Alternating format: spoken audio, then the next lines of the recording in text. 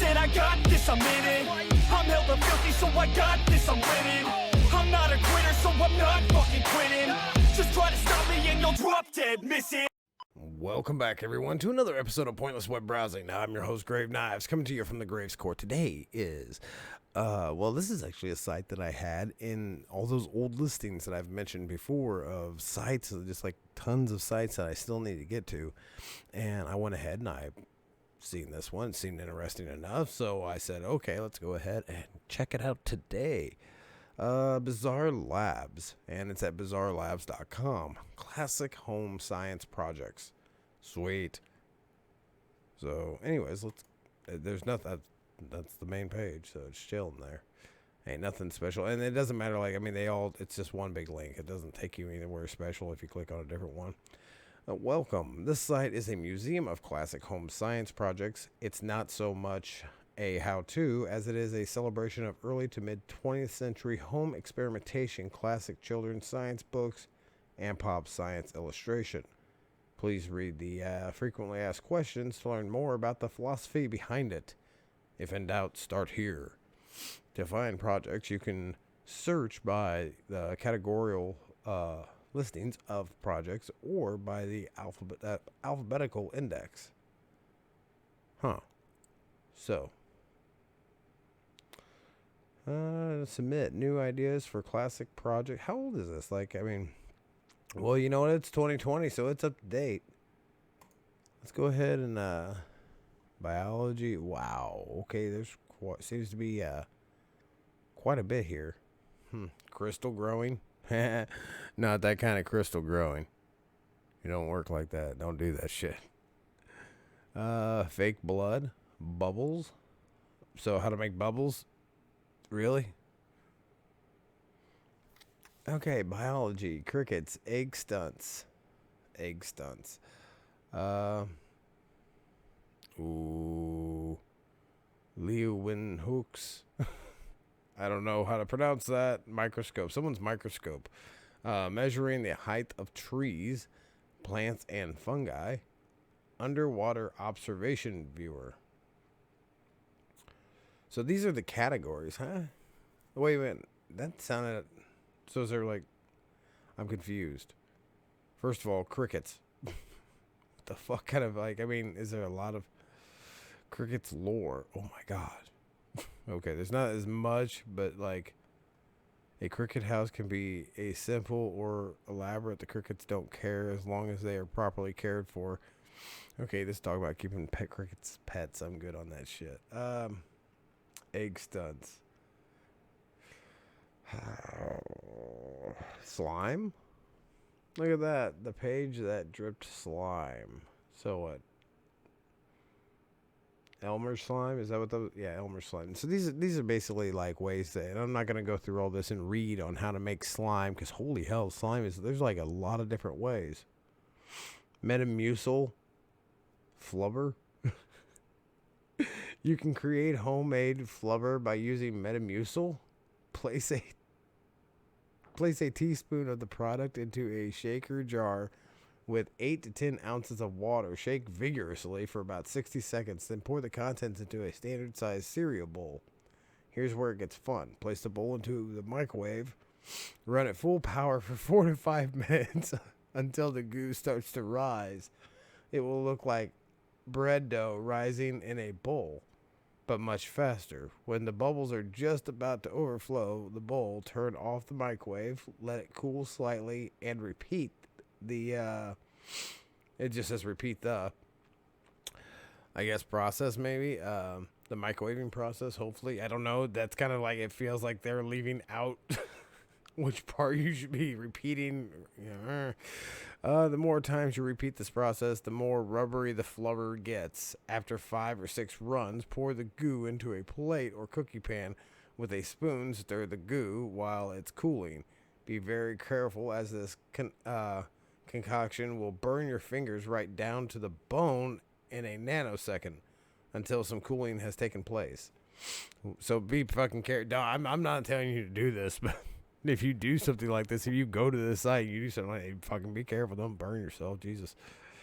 If it if your first batch is sticky to the touch, you use too much water. If prepared properly, it should feel cold and clammy to the touch, but should not stick to your fingers or anything else. If it does, try another batch with less water. Flubber will keep for months if you store it in a baggie. It will last even longer if you refrigerate it. So, and that was submitted by Randy Crumland. Then wow. So there is like a lot of different. It's not just one salon. That's actually pretty cool. I like that. So what about? I'm curious about the underwater Yeah, see, that's like I was like, how many underwater observation devices are there? So it's basically just a piece of, yeah, piece of glass with some wood around it and some putty. Waterproof varnish, waterproof glue. Like, really?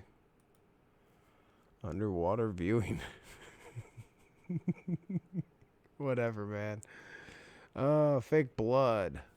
Charcoal crystal what? Charcoal crystals. Charcoal crystal gardens. Really? What the hell is a charcoal crystal garden? There's actually quite a bit to it. Damn, there's a lot going on here. Really? So then that's quite a bit of a read. I'd hate to spend the whole time reading about a charcoal fucking crystal garden. I was hoping to see something a little bit. The crystal garden. We're not gonna we'll just read this top paragraph. I'm not really looking because look at that fucking history and shit. Okay, then we get down to the fucking recipe down here apparently. But the crystal garden, coal garden, poor man's flower, chemical flower garden, depression plant, or depression flower, as it was known at various times, is a classic science activity dating to the 1930s and probably earlier. The traditional recipe uses a mixture of table salt, Mrs. Stewart's liquid laundry bluing, ammonia, and a water poured over a porous substance, often charcoal, charcoal squares, briquettes. There are similar and perhaps earlier projects using ammonia chloride and no bluing. So, doesn't sound like a safe thing to be doing for kids. Here, play with this ammonia. Ugh. Don't spill it. Yeah, anyways. No, that's actually, I mean, it does seem kind of cool. I mean, especially if you you can do stuff like that. That's pretty cool. I mean, I wouldn't mind liquid bluing. I don't know what the hell that is. Whiten white clothes safely. Okay, so I've never even seen this product in my life, so who knows where exactly that's from. Kind of curious now. Neat though. Neat little project. I don't know. Maybe it's something you can do with your kids. The whole damn quarantine or whatever, stay-at-home orders and shit. So maybe these are some things that you can figure out to do around the house. That'd be actually pretty clever for you. Maybe, I don't know. Let's see. Solar oven. It sounds neat. Jeez Louise. What? Okay, so it's actually, is it the fiberglass insulation is now cut to fit the top? There's a lot going on. I mean, it's not a whole lot. I mean, it's probably 2 pages, maybe 2.5. This little solar oven, which originally appeared in 1959 book Solar Science Projects by B.S. Halsey Jr., will work on any sunny day at any time of the year. It works like a greenhouse. Rays from the sun can pass through the glass front, but a good deal of the longer waves can't find their way back out. The result, heat is trapped inside. There is no real guarantee on how hot your finished oven will heat, but if well constructed, they typically heat around 350 degrees. Holy shit, that's kind of cool. Now that is something that's pretty cool. That'd be neat to have, like take on a camping trip with you. Huh. Not bad. I'll have to, I think I might actually check into that on my own at a later time. Like I said, I'm not going to sit here and read through all of these, but that's a pretty cool little contraption. I mean, God only knows how, I mean, damn, 350 degrees. Damn, that can get pretty warm. I'd say that as long as it's, constructed properly. 175 degrees Celsius, anyone, if, you're not using the good old Imperial, or standard is what a lot of people like to say. But metric, it would be 175 degrees, so. That's pretty warm, though, man. That's pretty fucking hot. That's pretty cool. A seismograph? You can make your own seismograph? Seriously. Okay, I know what a seismograph is. It's what they use to measure the earthquakes, tectonic shifting. A seismograph is a device used for recording earth tremors. Okay, you know what I mean. Yeah, earth tremors. That was so much better. I could have just read it off that. But no, I want to inject my own terminology, my own opinion. Basically, it is a heavily weighted horizontal rod pendulum suspended from a pole. This rod is free to swing from side to side if the earth shakes. One end of the rod rests against the pole, while the other holds a pin or stylus. The stylus marks a slowly moving rolling paper. If there is no shaking, the passing paper is marked with a straight line. If there is a tremor, the paper is marked with a squiggly line. Okay, so you could make one of these, but, I don't know. Don't have any vibrations around it.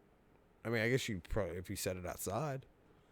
I don't know how the whole rolling paper thing would work outside, but whatever. Good luck. I mean, I'm sure it fully explains everything. Actually, I don't think that one really. Maybe it does. There's a lot there again. I'm not going through it. Nature, lore, and craft. Like, are you going to tell me how to forge 9 magical rings? Let's see. Casting animal tracks in plaster. Fire starting with a bow. Plants and fungi. So this tells you how to, back and forth. Gets warm. I don't know. I'm not going to go into, I'm not going to be Bear Grylls here for you. That's not what we're doing. We're surfing the web. I've done showing you the damn site. What else do we have here? Like performing arts, I thought that said something else. Phonograph, Edison's tinfoil. I'm kind of interested.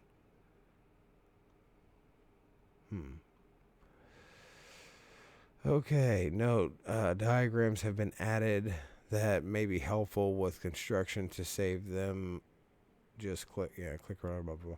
There's also a PDF. Okay, this is based on an article written in 1977 by Donald Matson and published by the Edison Institute. It works like Edison's original recorder using metal foil to store the audio information. One piece 1/4 by 2 inch by 12 inch plywood and one piece of 3 3/4 by 10 inch by 36 inch piece of clear white pine will provide enough wood for all pieces listed below. Okay, so there's a lot of construction on this site. And yeah, I kind of, at the same time, it may not be a how-to site, like telling you how to do this, but it absolutely is telling you how to do all this. Sugar cube tricks? That sounds like something. There's one. Wait a minute. This isn't like the From Hell thing, like with Johnny Depp and like the absence and fucking whatever else. Some eye surgery shit, whatever. Place a sugar cube on a fireproof surface. At an ashtray, for example. Challenge your mark to set it on fire using a match. They won't be able to do it. When they give up in frustration, rub some fine ash onto the cube and then set it on fire. It will burn with a nice blue flame. Your mark may object and say that it is the ash burning. You reply that it is indeed the sugar burning. The ash acts as a catalyst and is not burned. Yeah, actually, I mean, you couldn't really. Anyways. So, okay, then there's the floating sugar cube trick. Yeah, these are short, so we'll read this. You can make a trick sugar cube that will sink in a cup of hot liquid, then float without dissolving. You need some collidon, collidon, which conveniently enough is the main ingredient in new skin. What the fuck is new skin? Which is used to cover blisters. Okay. Pour some new skin in a small cup. Dunk the sugar. Okay, so you're like cheating. So you're just basically put a coating on there. Okay, making certain that it is completely immersed and hold it in there for about 20 to 30 seconds. It is easiest to do when using tweezers. Remove it and set it aside to dry for 1 full day. That's a lot of effort for fucking a damn sugar cube. I'm going to make sure you sit there and dry because I'm going to impress everybody with my fucking floating cube. The collidon has covered all of the sugar crystals. When the cube dropped in hot water or tea, eventually the sugar melts, leaving the collidon skeleton behind, which floats. Do not, of course, eat the collidon treated cube. So whatever you put it in, so don't drink the liquid that you drop it in. So neat. So you're basically just like, it's still dissolving the thing. It's just like, that's kind of cool though. Like a fucking frame, a skeleton of the cube or whatever that'd be neat to do. Okay, maybe that's not such a bad idea. I thought it was kind of weird and goofy at first, but that actually would be neat to see. I'm not sure exactly what's going on in this picture, which one this one's supposed to be applying to with it burning. I guess maybe that's the ash. Although I don't get why it's black there. It's like dripping. I mean, it's a black and white picture, but it's like almost looks like the cube is bleeding. See, there's so much Hovercraft foam core. Hovercraft. Shit, what the hell? An oversized balloon, 12 to 16 inches, and a 12 by 12 piece of foam core. The Hovercraft is capable of almost frictionless flight across a smooth surface. You will need an oversized balloon, 12 to 16 inches, and a 12 by 12 piece of foam core, a plastic film container, and some bathroom chalk. Cut the foam core into a square about 1 foot on each side and mark the diagonals to find the center. Place the film container over the center and trace the circle around the bottom of the container. Use an X-Acto knife. Okay, these are just straight up full instructions. I bought all the materials at Home Depot, including a high-power electric leaf blower. There's apparently a lot that goes into this. What the fuck? A skill saw, jigsaw, electric drill, staple gun, contact cement. What? A pipe connection. This is like fucking building something here. Like, they show it all. It's like, oh, a balloon and a fucking piece of foam core. We'll have a hovercraft.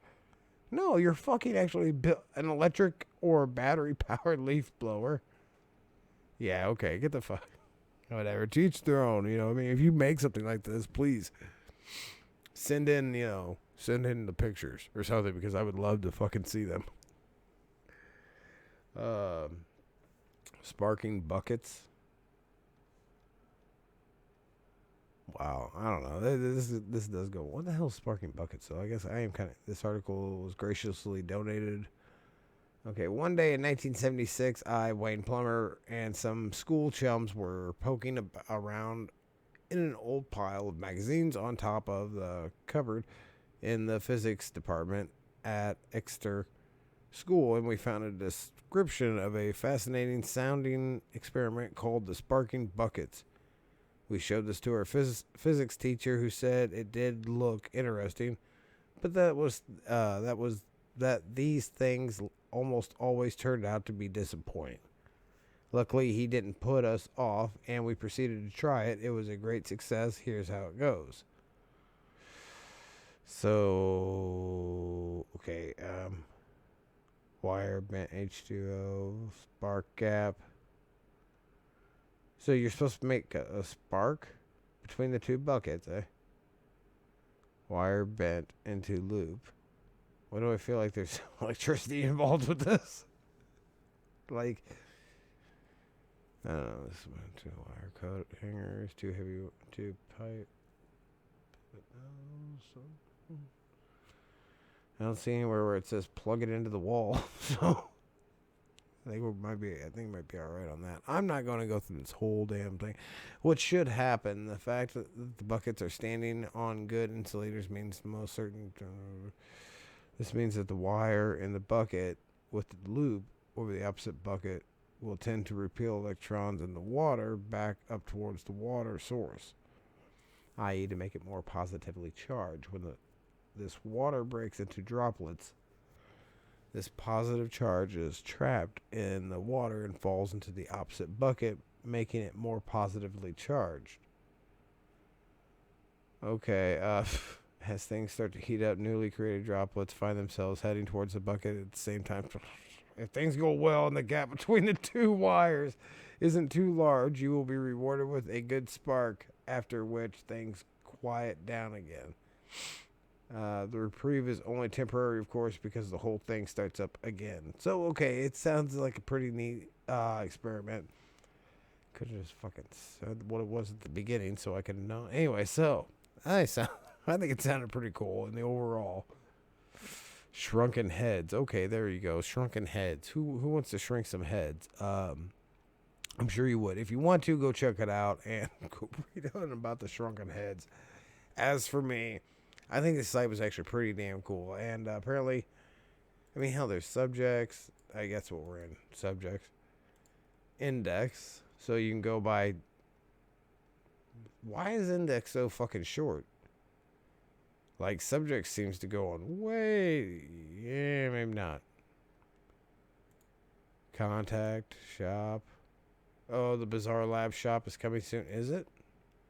The contact page is coming soon.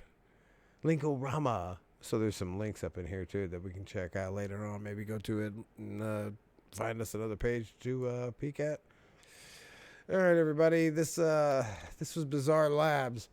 I hope you enjoyed it, and I hope you go check it out. Maybe you get some experiments you can do around the house and entertain yourself, you and the kids, whatever.